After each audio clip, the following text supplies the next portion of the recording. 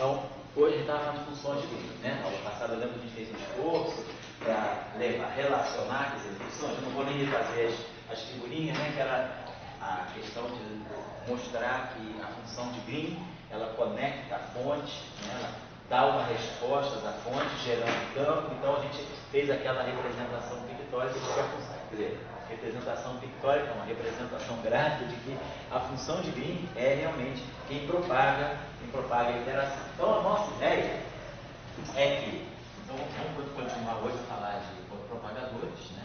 A nossa ideia hoje vai ser falar basicamente dos propagadores e operadores de espírito.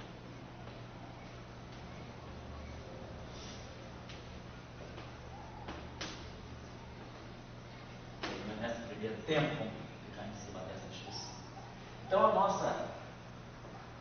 nossa ideia foi, suponhamos que esse φ aqui seja um campo arbitrário. Eu estou omitindo índices. Ele pode ter índice, pode ser escalar, pode ter índice vetorial, pode ter índice espinorial, não importa. Então esse φ aqui é um campo relativístico genérico.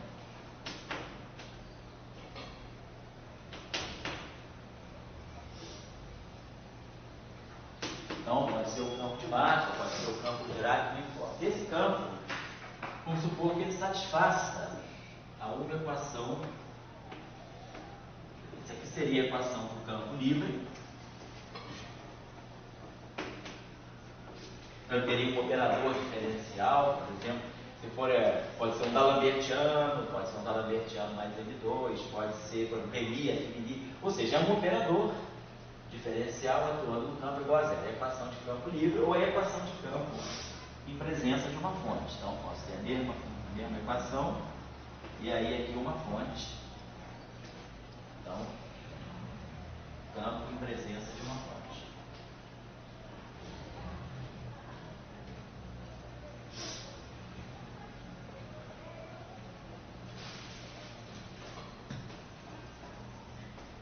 Então, vamos pegar a equação de campo livre. Então, eu vou depois exemplificar, porque está muito assim, muito genérico, né? A gente não percebe. Vamos pegar o campo livre. Então, o campo está aqui livre. Então, a gente sabe que todo campo livre, né, relativisticamente, se a gente pegar um campo livre, ele deve conduzir, de alguma forma, ele deve conduzir a uma relação de dispersão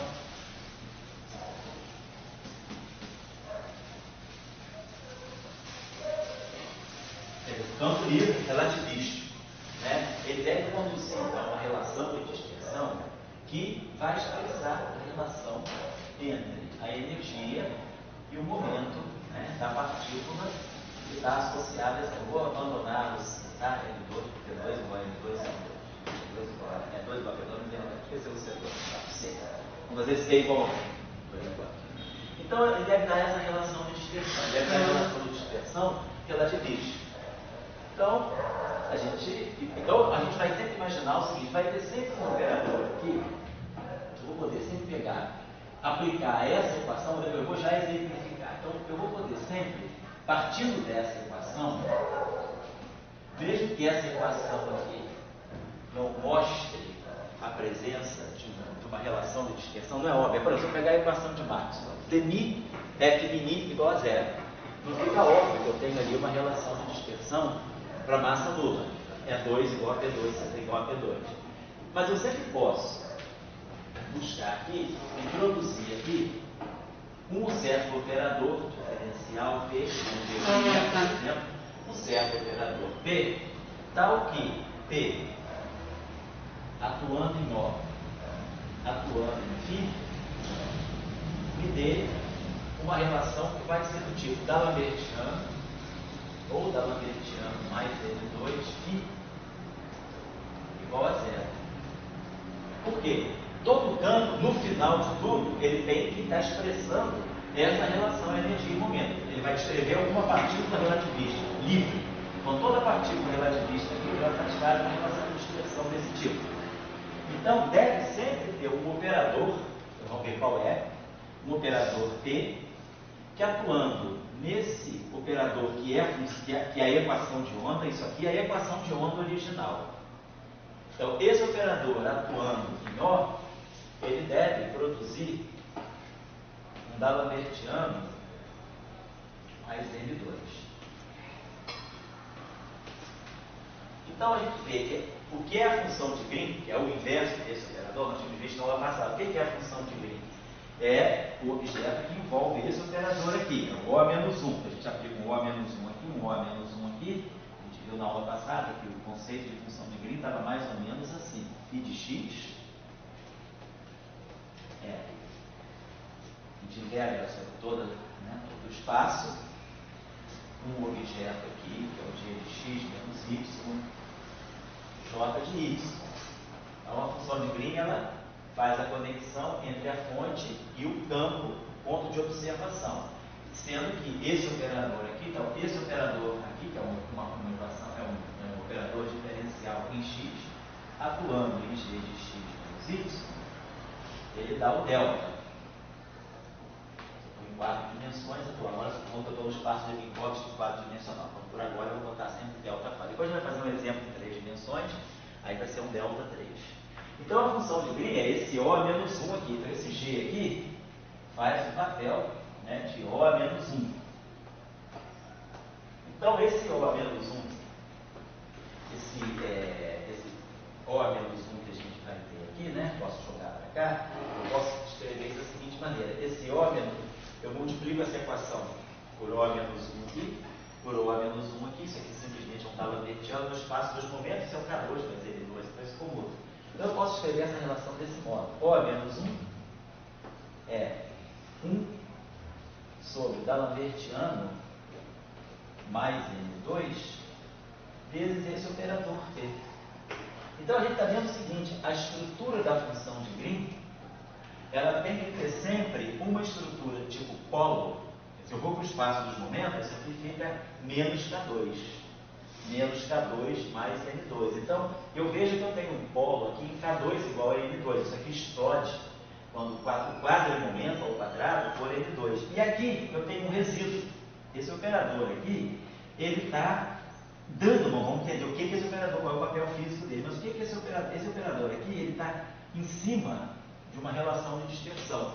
Se aqui no denominador, quando eu tirar o polo, se eu for para o espaço dos momentos, o polo dessa função de Green aqui, ela vai ser K2, isso aqui fica menos K2, então menos K2 igual a menos N2, Fica menos K2 mais N2 igual a 0, ou seja, K2 igual a N2.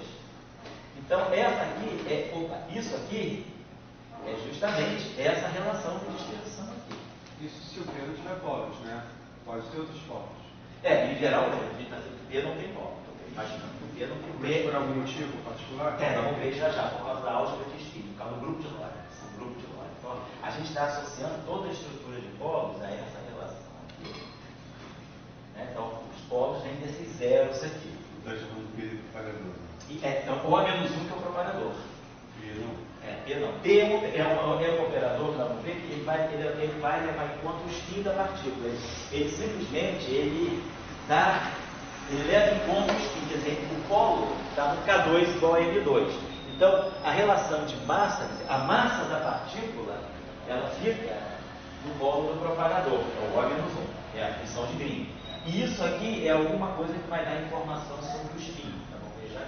Então, mais ou menos, isso é uma coisa genérica, isso é geral, do grupo de Lorentz, teoria relativística, Então, partindo de uma equação de onda relativística, pega a equação de onda livre, veja que essa equação de onda livre deve estar correspondendo a uma partícula livre.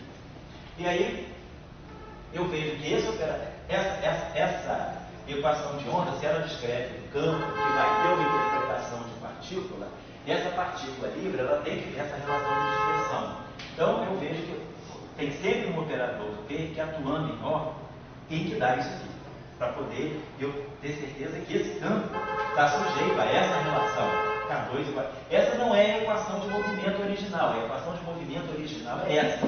Mas a partir dela, existe sempre um operador que eu posso iterar com ela para me produzir isso. Isso vai ficar bem claro quando a gente dizer agora, por exemplo, o exemplo de tirar. Para que lá em Gordon, eu não preciso fazer, porque para Klein-Gordon, vou botar aqui, a própria equação de onda já é o d'Alembertiano mais N2. Eu vou pegar o campo de Klein-Gordon, né? Você pegar o campo de Klein-Gordon usual, o campo de Klein-Gordon canônico, né? Não campos escalares. Se pegar o campo de Klein-Gordon usual, a equação de campo dele é essa aqui, d'Alembertiano mais N2 φ. A equação de campo livre é essa aqui. Então, se eu colocar uma fonte, né, eu vou ter d'Alembertiano mais N2 φ igual a J. Aí a gente faz aquilo que a gente falou. Vamos fazer a transformada de Fourier disso aqui. Então a gente tem φ, né, de Tx, vou botar aqui φ de x, é 1. Tá, já estou escrevendo isso aqui. 1 sobre d'Alembertiano mais N2J. Mas claro que isso aqui tem que ser entendido no sentido de uma função de Green. Então, claro que essa relação tem que ser entendida desse modo aqui. Isso aqui, igual G, x menos y, j de y. Isso aqui significa isso. Significa então que d'Alembertiano mais N2 atuando na função de Green dá o delta de T. Olha lá. Ou seja, no espaço dos momenta, a gente viu na aula passada, que no espaço dos momenta, essa equação aqui, ela me dá a transformada de Fourier da função de Green. Né? A gente usa, né, a representação de Fourier para a função de Green. A informação que sai daqui é que a transformada de Fourier disso aqui fica menos 1 sobre K2 sobre 2. Então essa relação aqui, ela pode ser escrita assim, né? X, vou colocar desse modo assim. Opa, a gente está D4Y. Mas quem é, então, quem é a função de Green? Vamos escrever a transformada de Green. A função de Green, ela vai ser escrita como uma integral de Fourier. D4K sobre 2π², G de K, a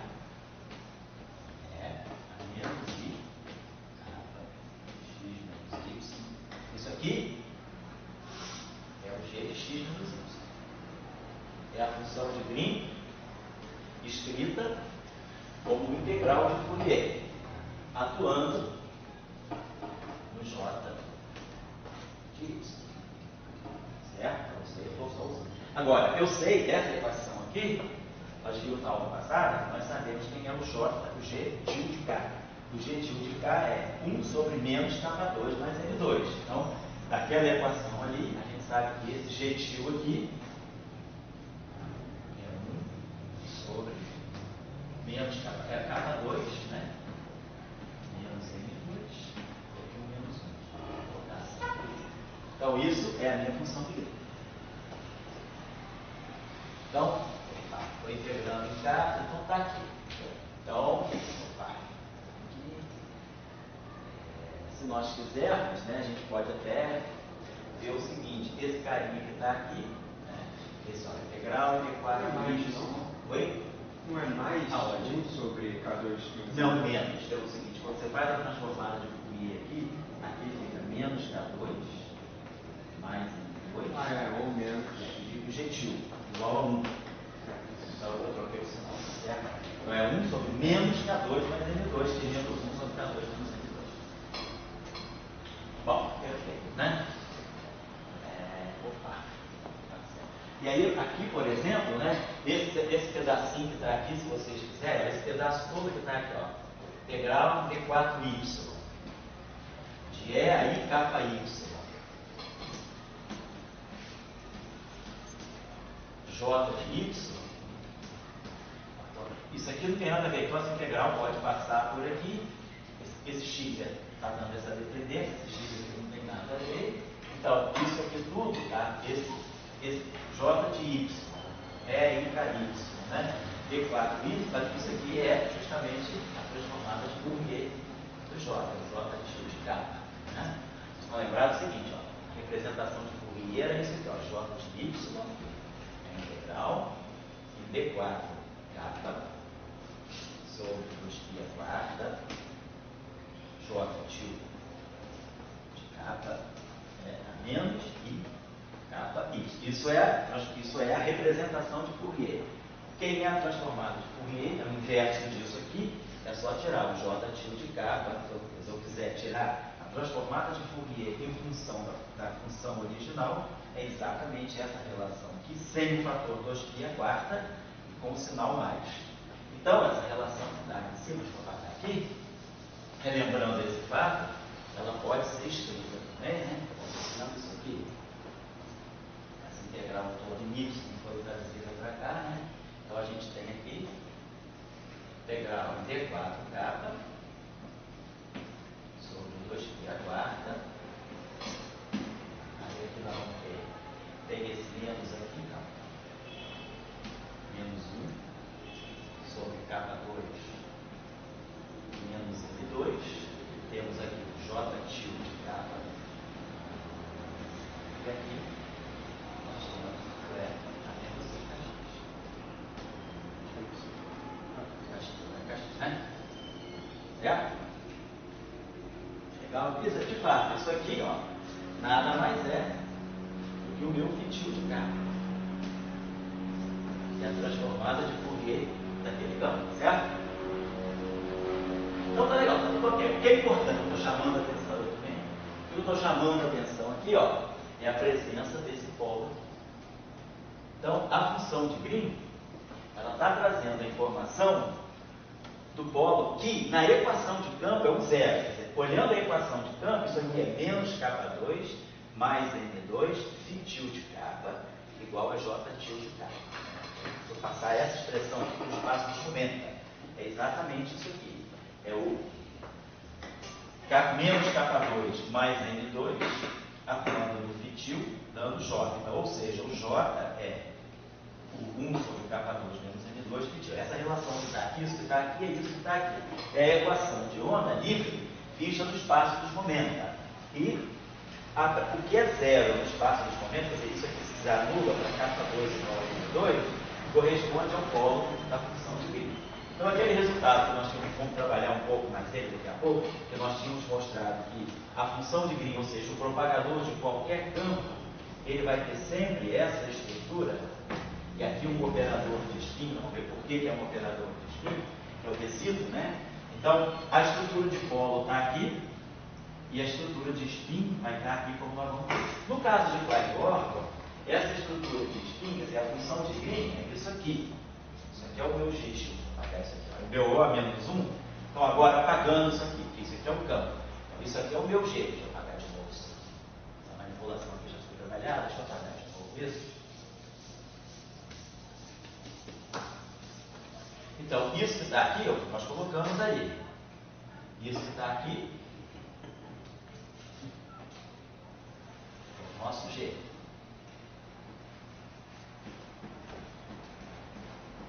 Então, o nosso G, ele simplesmente só tem polo. E aqui, né, é o fator de transformada de Fourier. Ele não tem uma estrutura de P.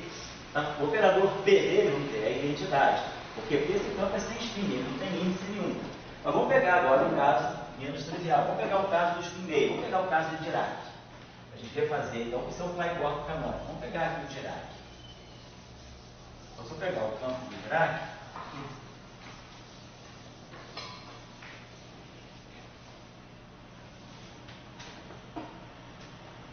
vou só pegar isso aqui. Depois a gente pega o campo de Maxwell também, né? E troca. Então, se nós pegarmos o campo de Dirac, então a equação de campo é I, gama mi, I, menos N, Si, né? X, vou colocar igual a uma corrente externa. É o campo em presença de corrente. Então, lembrando que essa equação agora já não é mais uma equação escalar. Essas matrizes aqui, então isso aqui é I, gama I, essa matriz tem índices extensoriais alfa delta, I, fica a matriz identidade do espaço espinorial, psi beta igual a J alfa. Tem uma corrente aqui de natureza espinorial que gera o campo. Então, isso aqui é a equação do campo, só estou abrindo os elementos de matriz para a gente ver a existência de uma estrutura. Então, aqui, ó, é daqui que vai sair o P. Então, sabe disso aí, vamos pegar agora. Então, eu vou voltar à equação, né? Lembrem-se, o que nós estávamos falando era isso. Nós temos um campo, uma equação, um operador diferencial que dá a equação de campo, atuando no campo igual. Vamos pegar o campo do outro. Para a gente pegar as cores, vamos pegar aqui, tanto faz, pegar aqui fora. E aí nós vemos o seguinte, eu vou sempre poder colocar aqui um operador T, que vai atuar em O, e vai me trabalhar, vai me fazer desse lado direito aqui, aparecer uma relação que é o operador de Klein-Bora. Edgar, tudo bem? Que é o operador de Klein-Bora. Então, o que é isso no caso de Dirac? No caso de Dirac, nós temos aqui, I, gama I, Dmi, menos M, Psi. Vou colocar um campo livre, qual é zero. Então, qual é o operador que nós colocamos aqui? Então, pela álgebra das matrizes, gama de Dirac, matriz de Clifford, álgebra de Clifford, nós sabemos que nós podemos colocar aqui esse operador. Esse aqui vai ser o nosso operador P. Nós sabemos que isso, atuando em cima disso, né, pela álgebra de Dirac, né, I, gama I, Dmi, mais N, operador I, gama I, Dmi, menos N, usando a álgebra das matrizes de gama, a gente sabe que isso aqui no final do dia dá menos D'Alembert menos N2, ou seja, menos D'Alembert mais N2. Então eu estou produzindo aqui. Então, esse operador atuando aqui como isso aqui é igual a zero, isso aqui está me dando D'Alembertiano, então quer dizer, P, que é esse operador aqui. Esse aqui é o meu O. Então, no caso de Dirac, P vezes O está dando menos D'Alembertiano mais N2. Então, onde O é o operador de Dirac, realmente. E T é o operador que, atuando no operador de Dirac, produz a relação de dispersão que eu tenho em T. Então, voltando aqui. Então, a gente já está vendo que o O menos 1, então nós temos essa relação. T, O, igual a menos D'Alembertiano mais N2. Para a equação de Dirac, eu sei quem é P e sei quem é O. O é o próprio operador de Dirac. Então, ficar a equação de Dirac. P é o operador que vem por fora, é o operador que, atuando no operador de Dirac, dá um D'Alembertiano mais N2. Isso vai acontecer sempre, isso é uma necessidade da relatividade especial. Porque a relatividade especial sempre diz que o campo livre, se ele descrever uma partícula, ela tem que descrever uma partícula livre com essa relação de dispersão. Então, a equação que a gente vai precisar, para tirar quem é a função de Green de Dirac, o que eu vou fazer? Eu preciso tirar esse O menos 1, eu preciso tirar o O menos 1. Então, eu multiplico aqui por O menos 1, por O menos 1, e jogo isso aqui para cá. Então, eu tenho no final de tudo que O menos 1 é menos 1 sobre D'Alembertiano mais N2, vezes saúde, padrão aí, cara? Oi, deu uma quebradinha aqui. P menos 1. Então, o que nós precisamos fazer? Inverter o operador P. Isso aqui que é uma tarefa simples. P menos 1? Oi? Porque eu tenho que tirar o O menos 1. Então, para eu tirar o O menos 1, eu multiplico por O menos 1 aqui, por O menos 1 Passa aqui. tudo para lá. E passa isso aqui para... Ah, desculpa, já vi. Obrigado. Inverti o O. Perfeito. Então, eu sei quem é P, então a função de Green do operador de Dirac, eu já vejo que ela tem a seguinte estrutura: 1 sobre D'Alembertiano mais N2, e o operador que está aparecendo aqui, que é I, gama I, Dmi, mais N. Então, essa é a estrutura do propagador de Dirac. Então, esse operador, quer dizer, Esse operador P, que vai sempre aparecer para se juntar ao O, ele é que vai ser importante para todos os campos. Cada campo vai ter o seu operador P. E esse operador P é o operador que dá um toque do spin. Por que esse operador apareceu? Para Klein-Gordon ele era 1, porque Klein-Gordon não tem spin. Para Dirac ele não é 1, ele está levando em conta essas matrizes gama. Mas a gente sabe que as matrizes gama de Dirac, elas vêm realmente por causa do spin meio da elétron. Vai ficar mais claro por que esse operador está realmente associado ao spin. Então, pelo menos nós já temos a estrutura do operador de Dirac. Tá aqui, deixa eu apagar aqui. É só isso aqui. Então, nós tiramos lá aqui o G, no caso de Dirac, então, né, então nós temos a seguinte coisa. A equação de Dirac, que é o O, alfa, beta, psi, beta, igual a J alfa. Lembrados aí, né? A equação do Dirac tinha essa forma. Então, quem é o operador O? O operador O é I, gama mi, I, menos N. Esse é o operador O. Então, matricialmente, O alfa, beta, psi, beta, igual a J alfa. Então, a função de Green sai daqui. Só inverter isso aqui. É psi alfa vai ser O a menos 1, alfa beta, J beta. Nós sabemos que, em termos de função de Green, isso significa psi alfa de x sendo integral em y da função de Green, quer dizer, o O a menos 1 é sempre uma função de Green, nesse caso ela vai ter índices alfa beta, g de x menos y, J beta de y. Então, está aqui o significado da função de Green do operador de Dirac. Né? É uma função de Green por natureza matricial no espaço espinorreal. Então, é uma matriz do espaço espinorreal. Quem é essa matriz? Essa matriz está aqui. É o O a menos 1. Né? Então, isso aqui é o meu G. O O a menos 1. Ou seja, aquela relação lá tem que ser pensada desse modo. Se alfa x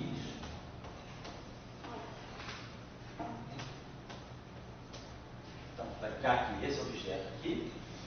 Ó, então vamos passar isso aqui para o espaço. Vamos deixar assim, vamos passar, depois eu passo para o espaço dos momentos. Aí é isso aqui. Bom, vamos passar logo isso aqui para o espaço de Fourier. Quem é O a menos 1? Então, integral até 4 capa, 2π a 4. Né? Vou passar isso aqui logo para o espaço dos momentos. O D'Alembertiano é menos K2. Então aqui vai ficar menos K2, vai ficar K2. E aqui vai ficar menos M2. Então eu já estou levando em conta esse sinal menos. Quando eu faço a transformada de Fourier, o D'Alembertiano é menos K2. Então o denominador fica menos K2 mais M2. Com esse menos aqui, eu coloco K2 menos M2. Então olha, o polo está aqui. Então isso já está me dando o polo que corresponde à massa do elétron. Se o campo de Dirac descreve o elétron, esse polo está descrevendo a massa do elétron, obviamente do pósitron, né? A descrição do elétron, o pósitron tem de carona, tá aqui. Passando para o espaço dos momentos. PI, transformado, nós temos isso aqui, ó. A nossa transformada de Fourier é sempre isso. A nossa função f de x, né? É f tilde de k. Nossa regra de transformada de Fourier é sempre menos em kx. Então, quando eu tirar a derivada i, quando eu tirar a derivada de mi, eu estou derivando a onda plana. Eu vou produzir em menos i kmi. Tá? Então, para nós, né, dmi é menos i kmi. Então, quando eu tirar o dmi, quando eu atuar com esse dmi, depois eu vou escrever a transformada de Fourier disso aqui, né, vai estar atuando, né, a transformada de Fourier, isso aqui vai estar atuando numa onda plana. Então, o dmi vai produzir menos i kappa i, menos i com i dá 1. Então, eu vou produzir aqui um gama i, ou gama i, tanto faz, né, kappa mi, que é índice múltiplo, mais n. E lá, então isso aqui, ó, isso tudo aqui é uma matriz, ó, gama mi, aqui tem a matriz identidade, que eu nunca estou escrevendo, aqui é a matriz identidade, no espaço espinorreal, então isso tudo aqui é alfa, beta. E aqui o J tio beta de Y. Eu simplesmente coloquei isso aqui. Quando eu coloquei a função de Green, eu coloquei a função de Green por meio da sua transformada de Fourier. Quer dizer, isso tudo que está aqui, ó, eu fiz no caso dos caras. Isso aqui é o G tio alfa beta de K, certo? Transformada de Fourier G tio alfa beta de K para o K. Perdão, isso aqui é o meu G tio. Esqueci de botar um na plana, estou esquecendo de botar um na plana. Então aqui tem. Isso aqui é no fundo é o G tio alfa beta de K. Aí sim, é menos I kappa x menos Y. E aqui o J beta de Y. Simplesmente eu estou escrevendo essa relação aqui, só que já estou colocando isso aqui, esse núcleo aqui, que é a função de Green, eu já estou colocando no espaço do momento. Então está aqui, ó. Esse carinha aqui, na verdade, é o propagador de Dirac. Esse aqui.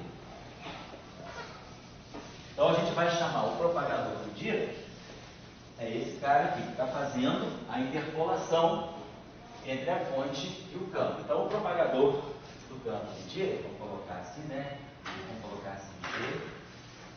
Vamos colocar assim, Dirac. Na literatura, o propagador do Dirac ele é chamado de S. Usa-se a expressão S para o propagador do campo do Dirac. Então, S, propagador S, usa-se essa nomenclatura F para indicar o propagador de Feynman. Então, esse propagador é o propagador de Feynman, né? É o propagador, é a função de Green de 2 pontos, né? É o propagador de Feynman do elétron, então S, alfa, beta, no espaço dos momenta, está aqui. 1 sobre K2. Depois nós vamos corrigir isso com um fator de I. Mas por enquanto é isso aqui. Tá? Então aqui eu nem vou fazer isso. Não vou botar aqui o propagador de Feynman, não, porque depois vai ter um fator I. Vamos colocar como eu tinha colocado. Vamos colocar aqui a função de Green para o campo de Dirac no espaço dos momenta, índice alfa beta.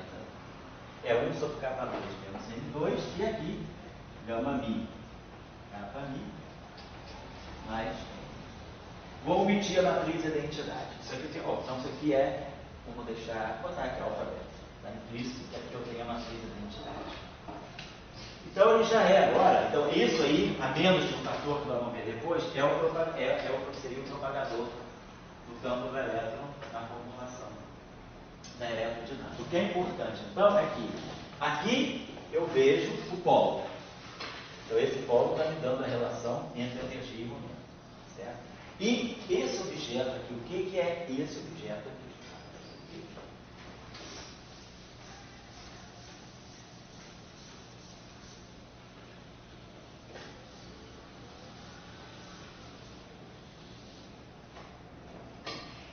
Observe essa grandeza aqui.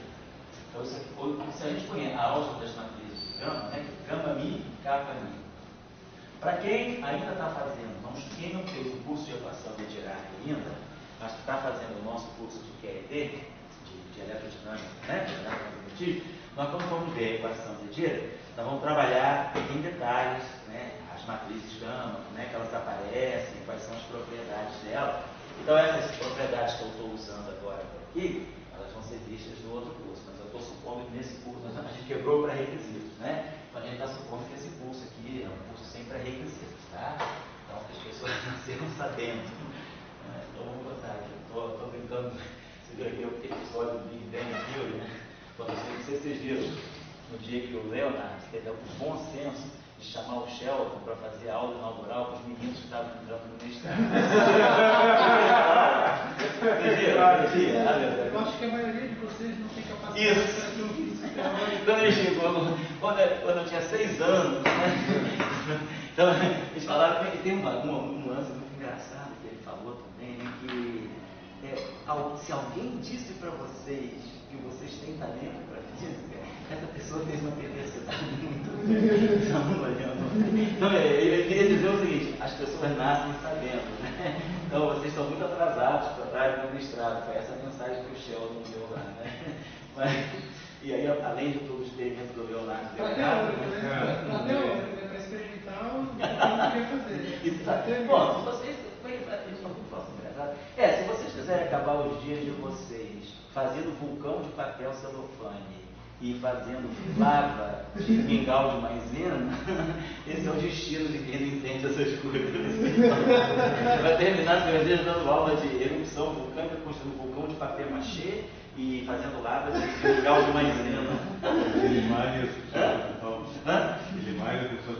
ele é teórico de cordas, ele faz teoria de cordas, sabe? Então, e o amigo dele com quem ele divide a casa é experimental. Então, tem uma guerra terrível entre tem a menina também, né, que é do Gravity Control. Tem também isso. Eles brigam pra caramba. Ele mexe com campos, ele mexe com física de baixas energias também. Baixas energias é teoria de campos. Exatamente, física de neutrino, né? Eu tenho um quadro dele que eu achei. Tem um quadro que ele faz aquele cálculo da função beta da QCD, e no final, aí a menina corrige. Você mexeu no meu quadro. Então eu não estou me alinhando com o Sheldon, não, né? Ninguém nasceu sabendo, mas no curso de eletromagnetismo a gente vai estudar esse detalhe. Mas aqui são Sheldon veio O Sheldon veio do trio de São da Schreiber, que um dos três tinha um primeiro nome que começava com Sheldon. Isso, exatamente. Sheldon Glashow. É o Glashow. Não sei se tem alguma coisa a ver, mas o Glashow, o primeiro nome dele é Sheldon Glashow. Sheldon L. Glashow. Algum filho da cunha. Algum filho Tem uma equipe técnica. Tem aquele tio aqui. Tem uma equipe física. Tem um cara até famoso. Físico. Então eles falam, tudo que eles falam tem, eles explicam direito sobre diferentes cordas, eles falam sobre Higgs, né? Campo de Higgs, a aula que teve, quer dizer, o episódio que falou sobre Higgs, está tudo em cima, né? Os caras estão muito atualizados, pegam tudo em cima. E esse episódio, o Hawking foi, né? Chegou o episódio do Hawking. O Sheldon termina encontrando o Hawking. Aí o Sheldon manda o paper dele pro Hawking. Você viu esse episódio? No final está lá o Hawking, né? Apertando os botões lá, mas a teoria é interessante, mas o Sheldon cometeu o Hawking pro Sheldon. Não, o Hawking dizendo pro Sheldon. Mas aí o Hawking, mas você cometeu um erro de aritmética na página 2. Aí o Sheldon desmaiou. Ele falou, eu mando minha teoria pra ele, e ele descobre um erro de aritmética. Aí termina o episódio desmaiando, caindo. Mas enfim, já foi mais gente famosa lá também, além do Glasgow, já foi mais, além do Hawking, eu não vi, mas meu filho viu, falou que foi mais físico famoso também, foi gente do Fermi lá também. O Fermi lá recebeu esse nome depois que o Fermi foi ou antes? Foi depois. Que moral, acho que ele morreu. Depois que ele morreu. Esse não é um físico, mas parece que aquele cara da Marvel, Steven, sei lá, ele aparece né? Nos episódios. Isso. Dos quadrinhos. Isso, meu filho falou do cara dos quadrinhos. Esse eu vi. O Sheldon enche o saco dele, aí o Steve baixa um liminar na justiça para o Sheldon não poder ficar. Isso, né? Os caras atacando a casa dele, né? Os donos da Playboy é físico. E ele chega em casa todo feliz, dizendo: conseguiu uma liminar autografada pelo próprio. Então o operador P, né, o operador P que fez aquela brincadeira com a gente, que nos levou ao propagador, que está dando essa estrutura de o resíduo, vamos dizer, isso aqui é o polo, isso aqui é o resíduo.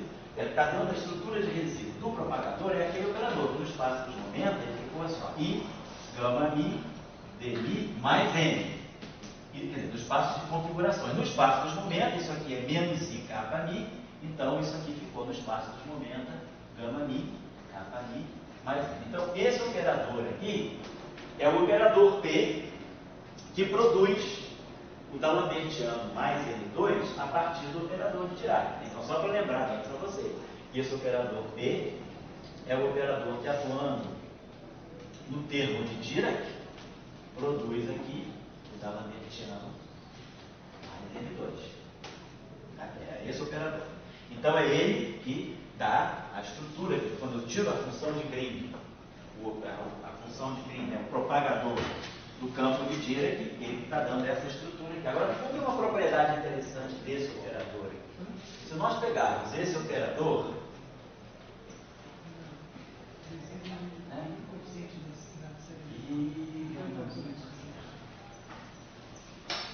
Se eu pegar esse operador e elevar ao quadrado, vamos multiplicar ele por ele mesmo.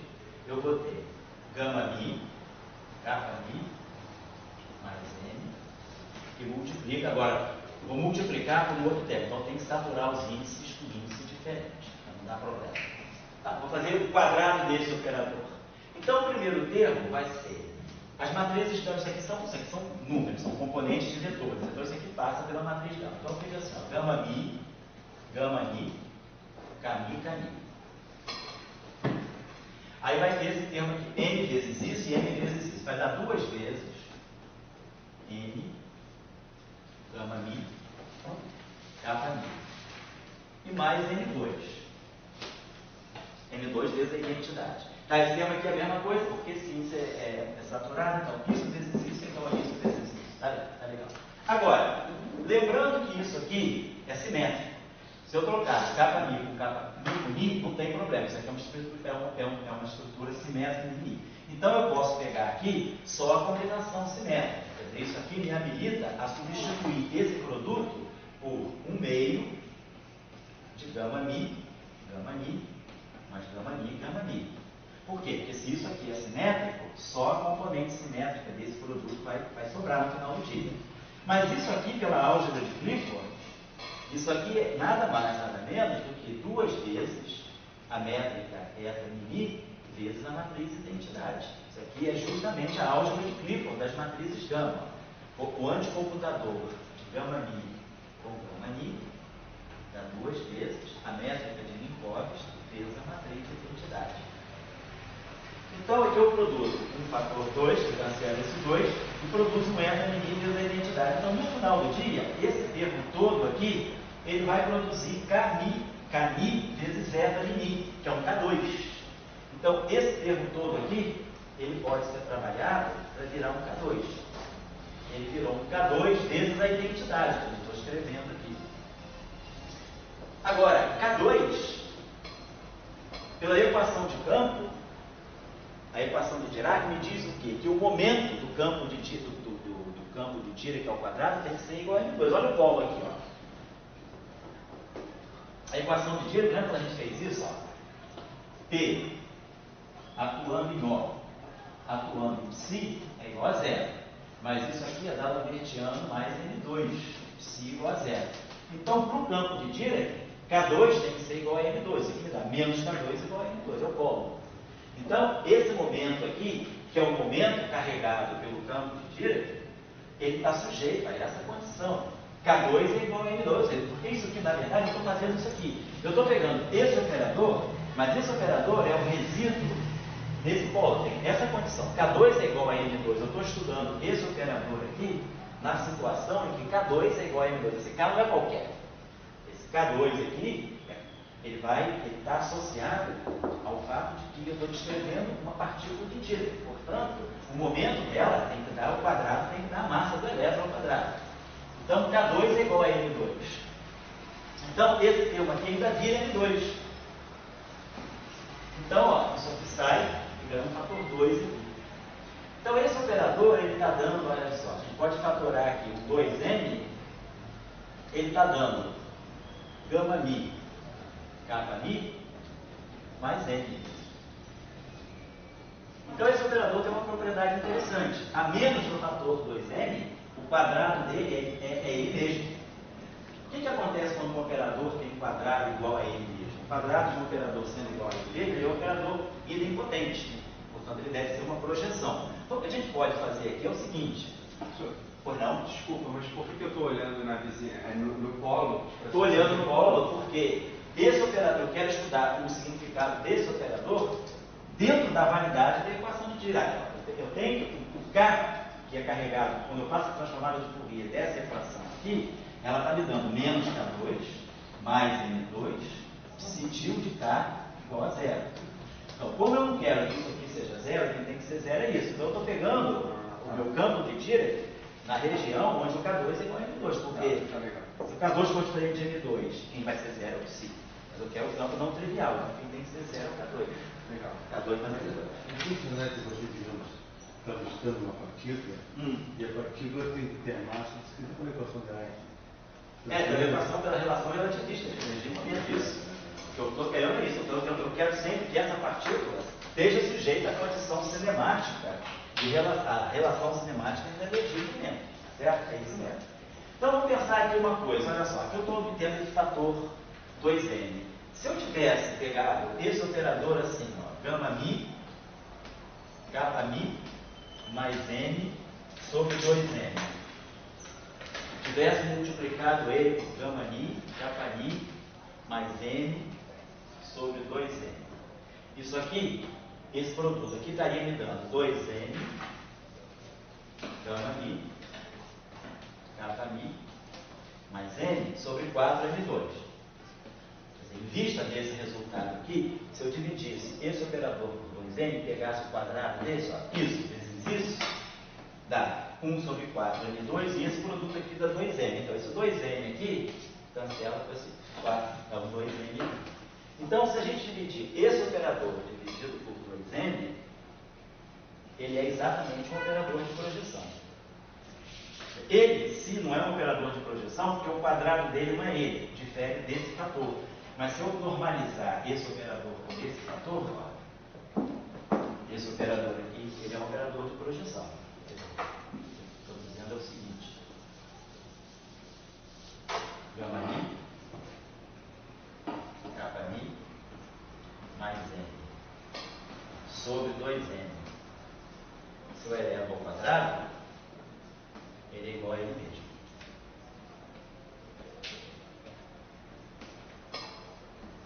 Então é um operador de projeção.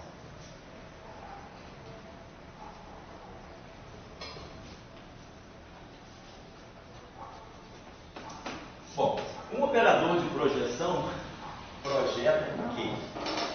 Seria um operador de projeção no espaço, no espaço vetorial. Um operador de projeção projeta num subespaço, num dado subespaço. Ou num subespaço de dimensão menor, ou no próprio espaço. Mas o operador de projeção, ele tem que projetar num subsetor do espaço todo. Então, a pergunta é, o que esse operador aqui, dentro da álgebra, dentro da visão do Dirac, pode estar representando, né? Vamos pensar isso aqui, ó. Vamos olhar para esse operador. Gama mi, kappa mi, mais m sobre 2m. Se eu estou falando de uma partícula que tem massa de repouso não nula, eu posso escolher um momento representativo, né? Vamos para o referencial de repouso da partícula. No referencial de repouso,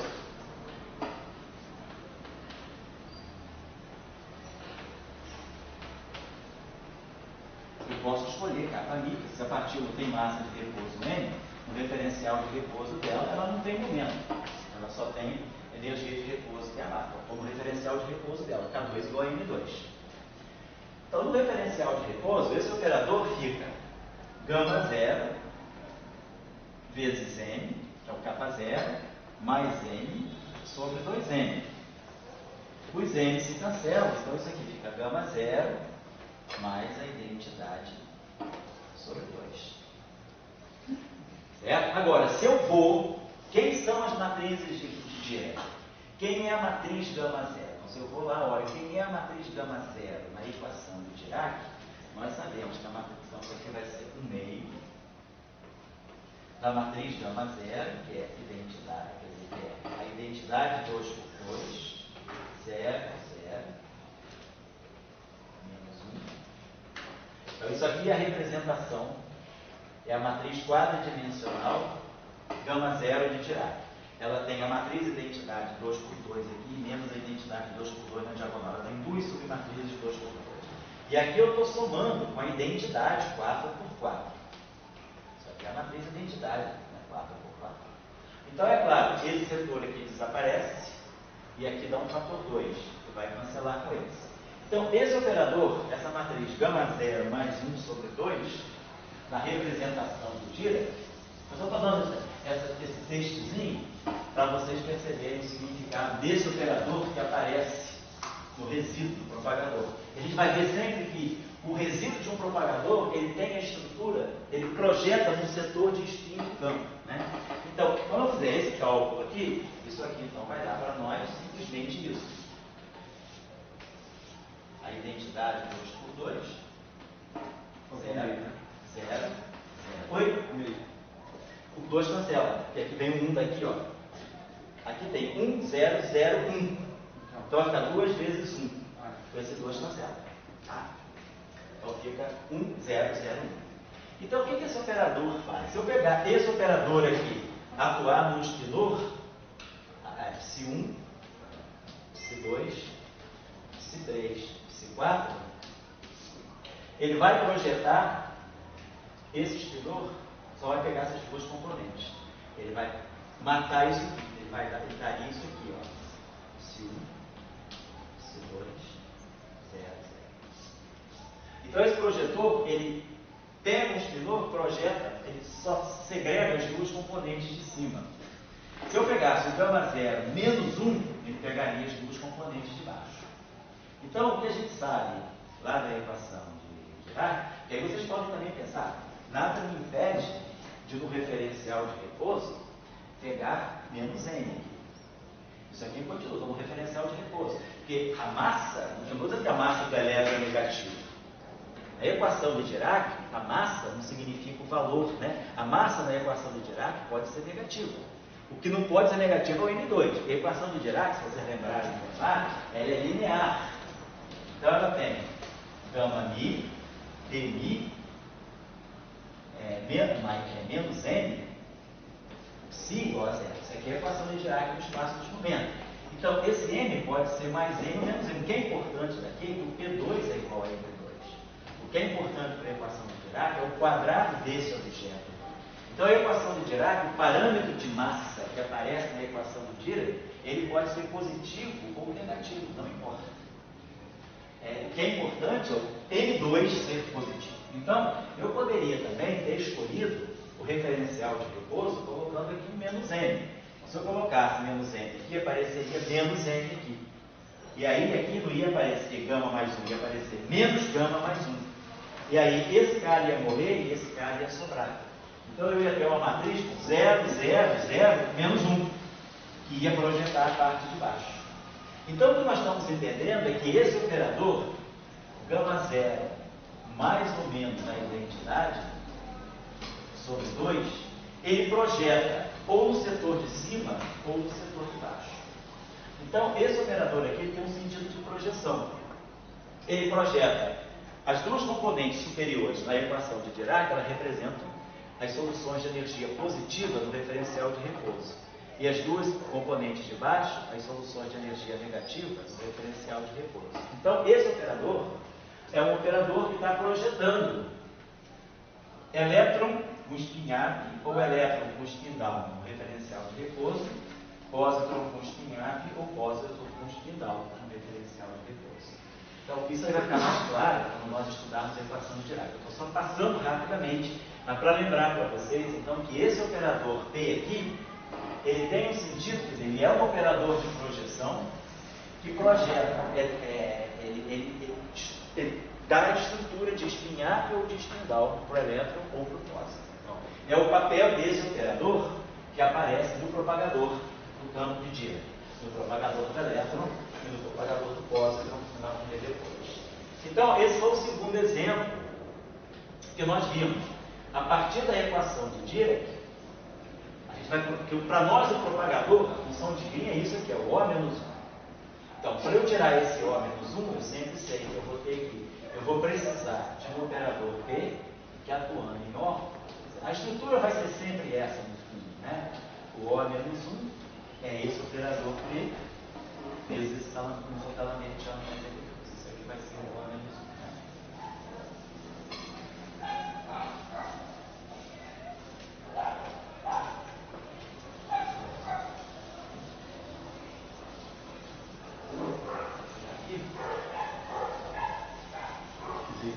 O propagador, ele vai dar uma partícula, uma certa massa da equação de Einstein. Isso. E uma outra coisa Isso. que a gente não vê ele ficando como espinho. Isso. Quer dizer, o que você tem que levar em conta é isso. O que caracteriza uma partícula do ponto de vista relativista?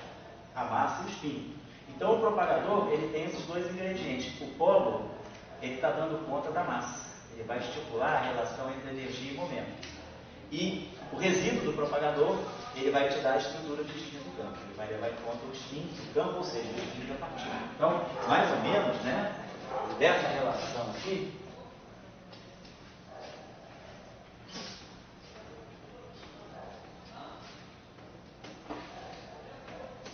então, quando a gente tira aqui que o O menos 1 é 1 sobre o D'Alembertiano mais N2 vezes P.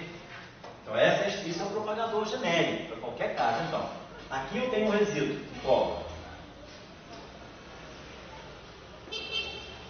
Então, o polo, ele fala sobre, ele nos dá informação sobre as massas. Ele vai dar as relações de dispersão. E aqui eu tenho um resíduo.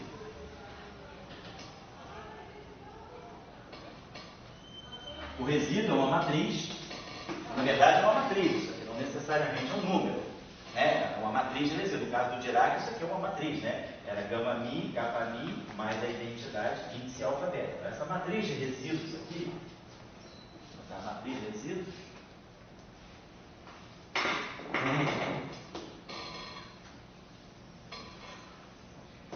ela dá informação sobre os destinos. Então, está aí a ideia de uma partícula relativista. Pelo propagador, eu tenho ideia sobre massa e resíduo. Tá? Eu ainda vou trabalhar um pouquinho mais depois do propagador de Flyborn. Estamos falando um pouco da estrutura relativística do propagador. Então, vamos trabalhar um pouquinho mais em detalhe esse polo, né? A presença desse polo. Fala. Mas eu ainda não vi por que o resíduo não precisa ter polos. Não vai ter polos. Não tem ter polos. Porque, vamos colocar assim, esse P aqui, ele é sempre uma relação, ele pode ter zeros, mas não polos. Esse P aqui, a estrutura dele, ele vai ter sempre potências de momento, ele não tem uma estrutura polinomial de momentos no denominador, porque ele tem essa estrutura aqui. Aqui, essa equação aqui, ela tem momentos, derivados, isso aqui é um operador de derivado. Você vai multiplicar isso aqui por um outro operador, de tal maneira que você ter D'Alembertiano mais N2. Então, a tua ideia é produzir derivadas segundas a partir desse operador e desse. Então, se esse cara aqui já trouxesse uma estrutura de polos, isso aqui não ia te dar um D'Alembertiano mais N2 de química. Mas e se o O tiver? Se o O tiver em cima, o P vai ter que ter embaixo para botar. Não, esse O aqui, ele vai ter sempre, a estrutura dele vai ser sempre, ele vai ter sempre potências de momento. É um operador diferencial, tem derivado. Não vai ter no denominador. Mas não me garante que ele não vai ter no denominador. Se ele tiver no denominador, quem vai te garantir é um dos princípios fundamentais da teoria de campo. Nós estamos falando de teoria de campo local. Então, toda a teoria de campo local, a equação de campo dela, esse operador que atua no campo e que dá uma fonte, esse operador aqui tem que ser sempre um operador local. Então, você espera que esse operador ele só contenha derivadas da função. Derivadas ou D'Alembertiano, ele só tenha derivadas. Ele não tem uma estrutura de objetos no denominador. Porque senão ele seria não local. Porque esse objeto aqui, quando você divide pelo D'Alembertiano, o que você gera? Uma função de Green. Mas esse objeto aqui é uma coisa não local. Por quê? Porque isso aqui, como é que você tem que entender isso aqui? Você tem que entender isso aqui nesse sentido. Então, significa que o inverso do D'Alembertiano no ponto X depende de pontos Y que podem estar infinitamente afastados de X. Então, não é uma operação local. Se você inverte um operador no ponto X, ele não vai depender só da vizinhança, ele pode depender de pontos que estão infinitamente afastados, então você perde localidade. É isso que é a perda de localidade. Mas a mecânica quântica não é uma teoria não local? Mas aí você não faz uma coisa relativística. Na mecânica quântica você não tem compromisso com o cone de luz. Aqui você tem. Na mecânica quântica o cone de luz não existe, isso é infinito. Aqui não. É por isso que a teoria relativística ela é muito melhor do que as teorias que são relativistas. O pessoal faz matéria condensada, que faz many body theory. Many body theory nada mais é do que teoria de campo. Só que é uma teoria de campos, é uma teoria quântica de campos não relativísticos. Os campos não são relativistas. E aí você tem problemas de convergência muito mais sérios. Por quê? Porque você não tem mais essa questão da causalidade. Então, numa teoria relativística, os operadores, eles começam a ter um comportamento. A estrutura de cones de luz e a estrutura de causalidade, ela restringe muito o domínio dos seus operadores. Então, você tem operadores muito mais compactados. Quando você abre mão da causalidade e da relatividade restrita, você começa a abrir a porteira, o portal para entrar muitos infinitos. Então, uma teoria de Menipol, o pessoal da matéria condensada, eles têm uma teoria quântica de campos mais difícil de tomar do ponto de vista da divergência ultravioleta do que o pessoal da teoria relativista. A relatividade é uma simetria. E como toda boa simetria, ela restringe muito as singularidades dos teus operadores. Então, é uma teoria muito mais bem comportada. Então, nesse sentido, né, quando você quer localidade, o que você quer é garantir que justamente você sempre esteja no ponto, você não esteja a física no ponto, não deve depender de pontos que estão muito afastados das distâncias dependentes desse ponto. Quando você escreve um lagrangiano, todo o teu lagrangiano ele depende de derivada do campo, mas você nunca bota, quando você vai escrever uma densidade, bom, vamos escrever esse lagrangiano, tipo Klein-Bott, todo mundo está acostumado com ele, dmi-phi, algo desse tipo. Então, eu estou pegando a densidade de energia no ponto, ela depende do campo naquele ponto e das vizinhanças do ponto. O campo e suas derivadas. Eu estou só inspecionando o campo e sua circunvizinhança. Agora, imagina que eu colocasse no lagrangiano um termo desse tipo. dmi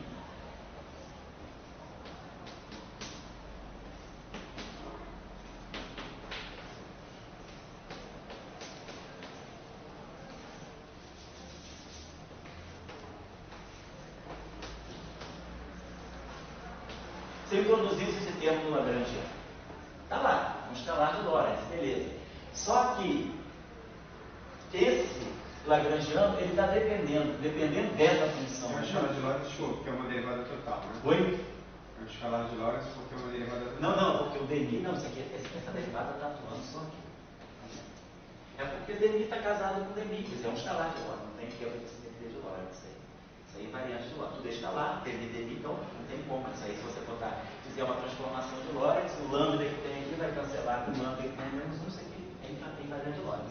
Agora, o campo, essa densidade de energia, no ponto x, ela depende desse campo em pontos y que podem estar muito afastados de x. Você está integrando em todos os y. Então, a partir de um ponto x, se essa função aqui ela não for zero, fora de um certo domínio, ela pode, vamos dizer que essa função f de x menos y, ela só seja diferente de zero para y até uma certa distância de x. Daqui para cá é zero. Então, beleza.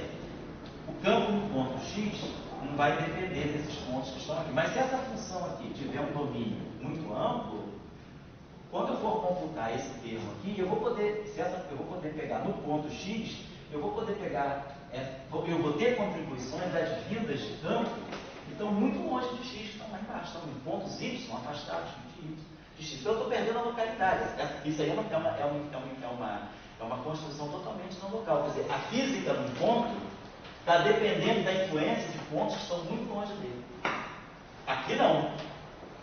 A física no ponto x, ela está dependendo do ponto x e da vizinhança. Estou pegando derivada, então tem um processo limite. Estou dependendo de x e x mais dx quando dx tende a zero. Então eu estou estudando tudo aqui. Quer dizer, a influência nesse ponto, ela só depende das circunvizinhanças desse ponto. Agora, a física nesse ponto está dependendo do ponto cá longe. Então, se esse ponto está, nesse instante de tempo t, influenciando essa física aqui, eu estou perdendo a ideia de localidade. Então, é isso que é uma teoria de campos não local. O lagrangiano, ele não é local em x. Todo lagrangiano que você escreve é um L de x, que ele depende de x através de campo, mas tudo ou no campo ou na vizinhança do ponto, ou no ponto na vizinhança do ponto, é tudo derivado. Então, agora, a questão é, tem sentido falar de uma teoria quântica de campos não local? Para muitos autores, sim. É uma linha de pensamento. Então, tem escolas que trabalham, sobretudo na ex-União Soviética, na Rússia, tinha uma escola forte de teorias de campo não locais. Eles, por exemplo, usavam a não localidade para descrever confinamento. Havia uma movimentação no sentido de querer associar o confinamento à não localidade. Então, tem gente que faz teoria de campos não locais. Pode.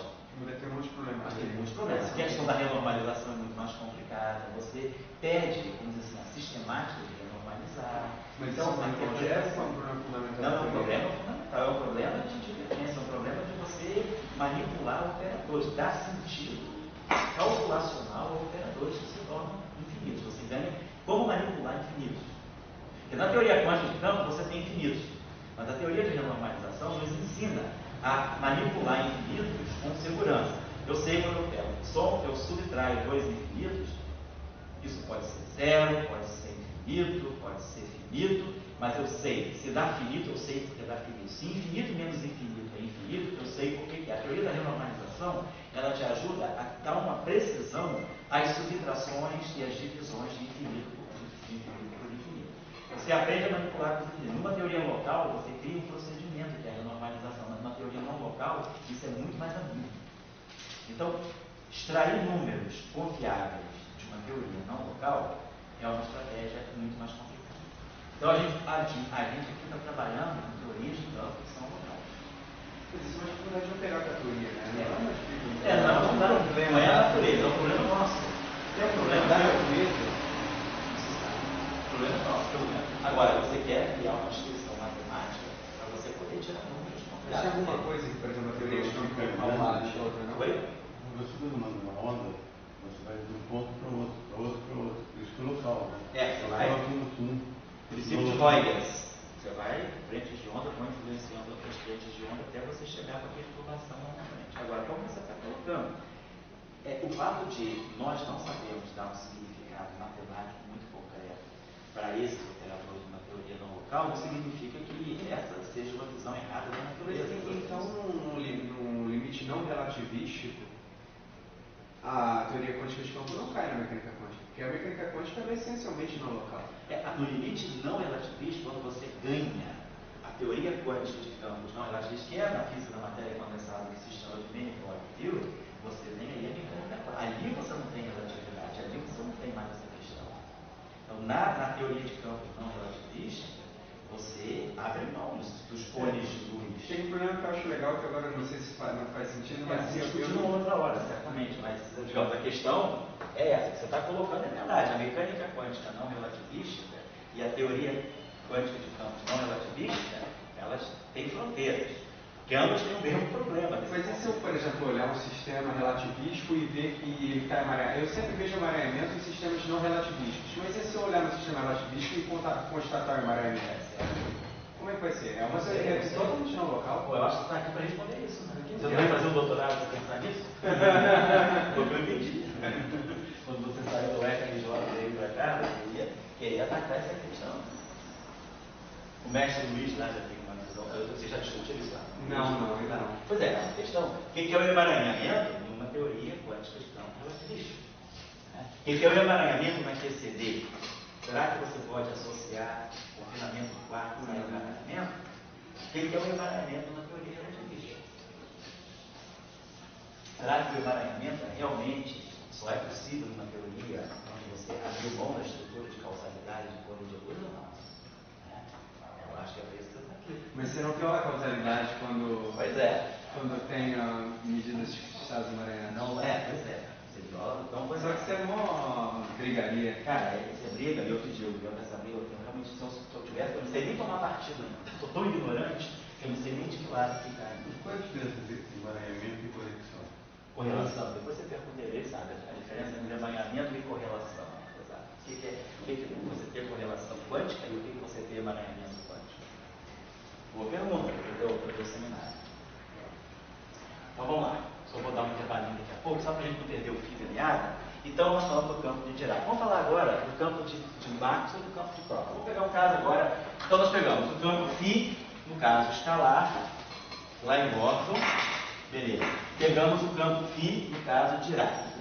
Agora vamos pegar o campo vetorial. Então nós sabemos já dos nossos cursos aí anteriores, né, que a equação que descreve uma partícula em um campo de spin 1 livre, é essa equação aqui, que é a equação de Maxwell sem fonte, né? Essa equação aqui está dando para nós Denis, D'Alembertiano, então essa equação está dando isso para nós, D'Alembertiano, delta mini, menos